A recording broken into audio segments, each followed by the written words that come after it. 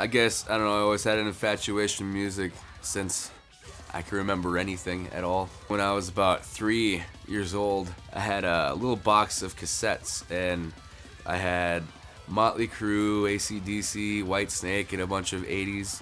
And then in that stuff was also the Temptations. When I was like 8 or 9 years old, I finally got to go out and visit my dad's side of the family. And I was out in Las Vegas, and I stayed with my grandma while I was there.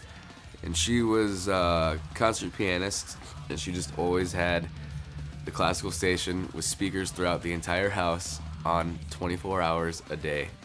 She quickly got me to start doing piano lessons and sitting me down with books, and then not too long after that I was playing the Mormon church hymns with her. My grandma really pounding in the classical side of music and everything as well. I have a true appreciation for classical music, and that's why I have the Iron Maiden Zombies playing as a string quartet as a tattoo, just because that's the background right there, I feel, of how it kind of came together. I turned 13, and I was like, I want to play drums, and I want to be in a band. I remember calling up my dad and asking my mom and my grandma, and they're like, no, you got to play guitar. It's in my blood. My dad had played, he was in a band called Czar in like the 80s out in Hollywood. And he also played in Dio momentarily as well. And so I went from piano to guitar, and then I just started doing vocals with guitar. And I started doing vocals and keys instead. First heard about Reaping when they first started, I guess.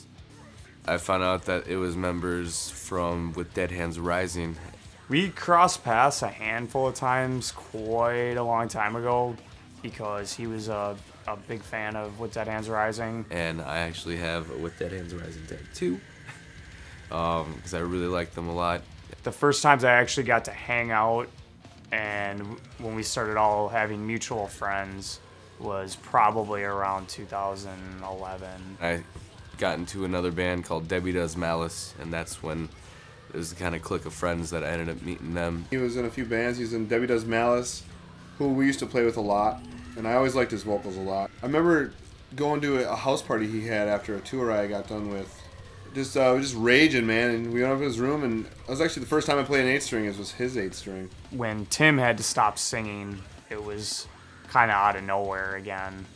The guys brought him in to start doing some rehearsals. It was like a month's time that we were originally going to need someone just to fill in.